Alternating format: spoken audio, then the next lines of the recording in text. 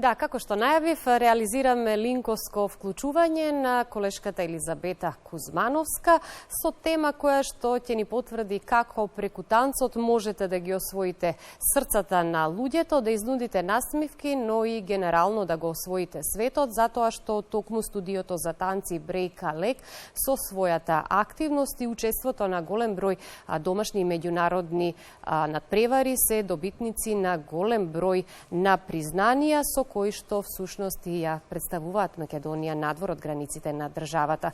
Таа ќе разговара со Трајче Петковски, директор на студиото за танци Брейка Лек. Доколку ја имаме Бети на линк, веднаш ја поздравам. Бети, добро утро и повелете со разговорот. Добро утро, убаво кажа. Буквално се наоѓаме во студиото за танци Брейка Лек и разговарам со директорот, собственикот, со, како да кажам, човекот што со неуморни раце го создаде ова студио Брейка Лек.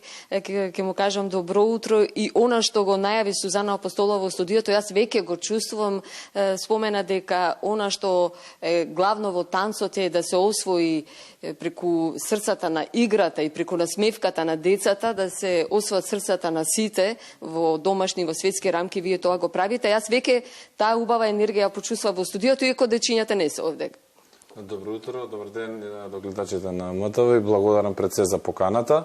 Овие неуморни раце заедно со рацете на мојата сопруга Андријана заедно го создадува и заедно со целата екипа го создадува студиото, бидејќи сам не можеш ништо да создадеш, мора да имаш добар тим, добра екипа и кога сте здружени нема, едноставно резултатите сами си доаѓаат, така што благодарен сум на сите за оваа успешна 14 годишна приказна. До година славиме 15 години. Се сложувам дека студиото има посебна енергија. Самите дечиња кога ќе дојдат овде во студио, кога ќе ги видат графитите, пехарите, самата топла атмосфера исполнета плюс со музика, едноставно им дава енергија за да се вклучат и мотивација за да се вклучат, да тренираат и да растат и се развиваат овде заедно со нас. Јас не знам, имате многу бројни пехари, веќе дали ќе имате места за следните надпревари, ќе мора нешто да водите сметка околу тоа и верувам дека голема бројка од последното европско првенство во буквално беше джез, современ и класичен балет и како вие дел од организаторите беше од 8 до 11 овој месец. Да. Знам дека носите убави искуства и да учествуваат многубројни држави, да сте домакини, голема работа. Значи, вака, од Европското првенство ние како клуб донесовме еден пехар, но како Македонија имавме исклучително успешен настап. Еве сега во позиција на председател на Македонската асоциација за модерни танци, можам да кажам дека 2022 година е една од најуспешните години за македонскиот танц, бидејќи пред се на Европското првенство во хип-хоп, кое што беше во јули, остваривме неколку добри резултати, односно 2 европски шампиона, прво место на светски куп, додека сега на Европското првенство во джез, модерен и класичен балет, исто така имавме 2 европски шампиона, Наташа Трендафилова Гичев, Анди Исмаили и Лука Ѓоргиевски од Пробиштип беше трет, а додека Анди и Наташа беа европски шампиони. Исто така учествува и танцовото студио Аква, кои што исто така беа едни од финалистите на Европското првенство, мислам дека беа во категоријата джез, така што ова е само еден потик да се стремиме кон уште подобри резултати, да ги мотивираме децата од улица и од телефони, да ги вратиме назад во танцовите студија и наместо да се занимаваат со телефони и со социјални мрежи, да се занимаваат со танци, со уметност. Навистина сте училиште за танци, ги ширите, мислам дека буквално покрај хип-хоп, како што еве веќе иначе имате балети, буквално сега да не ги редам сите оние групи, течат ли уште описите? Да, значи ние или според заинтересираноста веќе се затворени групи. Знаете како, многу е чудно. Во 2019 работевме супер и одеднаш прекинавме сите со работа.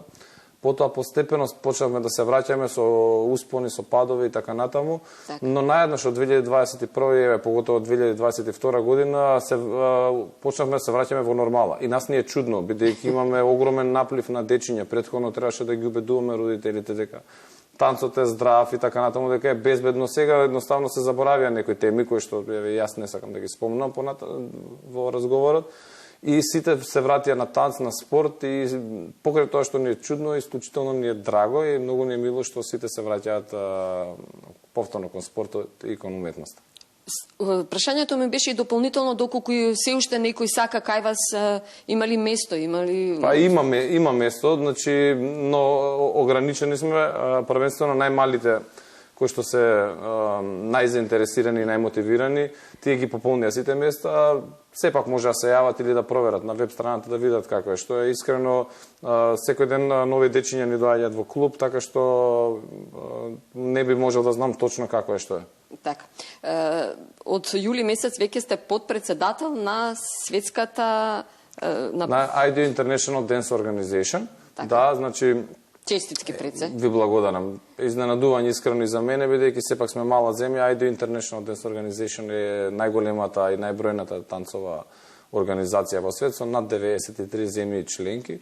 И ете еден човек од Македонија, една мала земја која што е Добро, јас ќе надополнам, познавајките тебе, знам дека ти тука државата Македонија ќе ја промовираш на секаков можен начин, кога се работи исклучително за брекалик, меѓутоа и за многу сте поборник и многу ми се допаѓа кога зборувате танцот и спортот и тоа нешто кога се соединува за дечињата и на вистина да се развијат во едни здрави вистински личности. Нормално, многу е важно, значи, ние секако дека сме промотори на тоа дека танцот е здравје и тоа упорно го зборевме изминативе неколку години и се покажува као факт, као вистина. Пред се децата се обкружени со дигитална технологија и треба што е можно помалце да бидат зависни од таа дигитална технологија, а повеќе да бидат зависни од спорт, од здрави навики, од дисциплина и најбитното социализација, односно без социализација децата не можат да растат и да се развиваат. Сите тие психолошки работи се од исклучително значење за тоа децата во кој правец ќе се движат и како ќе израснат, во какви возрастни особи. Така што спортот е само еден дел и спортувањето е само еден од позитивните аспекти на танцувањето. За мене социализацијата е искрено побитниот дел. Можам да ја направам споредбата како беше претходно и како се сега децата срекни кога ќе појдат заедно во автобус на надпревар, да се дружат ослободени од сите стеги кои што беа во изминатите 2 години. По еден нивни жаргон ќе кажам, дешавката е во автобус, нели? Главната дешавка во автобус е, да. Ми е драго што баш исклучително е важно, еве ние, ако е повозрастната генерација, дисциплина и социализација, ако едно дете нема, мислам дека не може да се развие во здрава личност. Меѓутоа, ајде тоа можеби да не навлегуваме во други теми. Знаете како, овде ги учиме децата да си помагаат пред се и да се почитуваат. Значи нема дете кое што лошо игра и нема дете кое што е најдобро. Сите се најдобри. Ако екипата функционира добро, тогаш резултатите се неизбежни. Индивидуалците ги ставаме во втор план, секогаш даваме акцент на екипата и тоа треба да биде една водилка за сите останати работи во животот. Значи не можеш сам да успееш во се, мора да имаш некој кој што ќе те потурне, како што и го почнав разговорот. Значи сам не го направив студиото, го направивме заедно со Андријани, со нашите деца со кои што го започнавме студиото, а сега се тренери во студиото и би сакал и на нив да им се заблагодарам. На Ивана, на Елена, на Симона, на Стефани, на Лавинија, на Ана и на многу други кои што биле дел од студиото и помогнали, придонеле студиото да дојде на ово ниво кај што е сега. Вашата приказна ја проширувате, приказна, да не кажеме се дека во буквална смисла, меѓутоа брекалик се шири во Србија. Да. Имате добра соработка и со градот Ниш?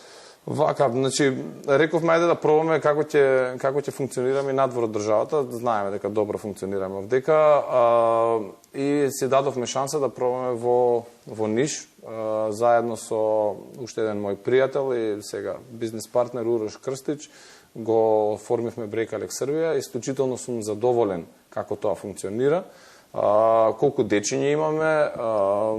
Изненаден сум од тоа колку се различни трошковите овде и во Ниш, односно таму имаме многу пониски трошкови за разлика од Скопје. Веројатно дека Скопје е поголем град, сега струјата е најактуелна, таму помалку струја плаќам искрено. Так. Имаме одлично студио во центарот на градот, имаме 60 на 70 дечиња и пробуваме оваа приказна што е успешна во Скопје да ја турнеме и во Ниш оваа година заедно со танцовиот клуб и Дебит, односно јас и Илија Карадаковски ќе организираме и меѓународен фестивал Денсов кој што ќе се случува во Ниш на 15 и 16 октомври годинава. Очекуваме негде околу 1500 до 2000 надпреварувачи како за прва година. Градот Ниш ни вети дека до година ќе не поддржи ако оваа приказна успешно пројде. Нормално сите се скептици бидејќи сепак сме нови, тазе сме таму. Но ќе се изненадат од тоа колку добри организатори сме ние. Впрочем, правиме и европски првенства и светски првенства овде во Македонија, зашто не би направиле добар надпревар во Ниш? Не се сомневам, јас лично повторно ќе кажам, знаејќи во ова студио како работи, верувам дека и ви посакувам таму да ја проширите и можеби во други градови, од балканскиот простор, други држави. Само здравје. Само здравје, така е. Нешто што го имате веќе најавено, верувам дека јавноста знае, се подготвувате до година, имате 2 големи настани. Светско првенство во Латино. Да, светско првенство во Латино, значи Латино синхро, Латино шоу, повеќе дисциплини се од Couple Dance департментот. И тоа ќе се случува во ноември до година и имаме повторно набарање на повеќе земји членки на Светската танцова организација, повторно ќе има европско првенство во хип-хоп во Македонија. Тие беа исклучително задоволни како пројде оваа година во спортскиот центар Јане Сандански. Навистина беше на едно врвно ниво, беа импресионирани од тоа колку добри домакини сме, каква атмосфера направивме, какви услови има и за тренинг, и за работа, па и за сместување танчерите и на наше огромно задоволство. Ја прифативме поканата повторно да бидеме организатори на европско првенство во хип-хоп. Престише да се организира едно такво надпреварување, самата бројка од 4 до 5000 луѓе кои што доаѓаат на еден настан и континуирано учествуваат во него по 4 до 5 дена, значи дека една огромна обврска, сето тоа да биде на едно врвно професионално ниво и да биде нормално визуелно светски да изгледа. Имаме ние можности, имаме капацитети, имаме знаење. И најбитната работа, имаме ентузијазам за да го реализираме тоа, бидејќи без ентузијазам ништо не може да се постигне. Сосема на крај, веќе размислуваш 15 години јубилеј како ќе се одбележи? Или малку да оставиме? Не, тоа е најтешката задача, како 15 години да ги преточиме во час или два, бидејќи имавме многу убави, многу тешки моменти, доста емоции, доста радости, доста разочарување, сето тоа бара една малце посериозна организација, како да го прикажеме на новите членови кои што не знаат брекале како се создаваше, како растеше и како се развиваше. Многу сум среќен и задоволен дека 15 години обстојуваме, бидејќи многу е лесно да дојдеш на едно високо ниво, многу е потешко да се одржиш на тоа ниво. И повторно ќе кажам, само ентузијазам и тимска работа ги даваат резултатите, се другото е осудено на неуспех. Така што благодарен сум повторно на сите кои што се активни и биле активни учесници во создавањето, во креирањето и во развивањето на брекале. Добро, и ние медиумски колку можеме ќе не помогнеме, ќе се вклучиме, затоа што ве чувствуваме буквално како наши, како дел од државата, така и функционирате и само напред. Ви благодарам уште еднаш на поканата, благодарност за поддршката, медиумската поддршка сиве овие години.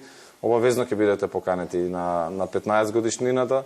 Така што ќе се видиме, се надевам, во некоја следна прилика со некои нови резултати, некои нови настани кои што ќе ги организираме. Трајче Петковски, ти благодарам што беше дел од утринската програма на Македонската телевизија. Ви благодарам. Студио? Бети, ти благодарам многу за ова вклучување и убавиот разговор кој што ни го понудивте во ова издание на Македонија наутро.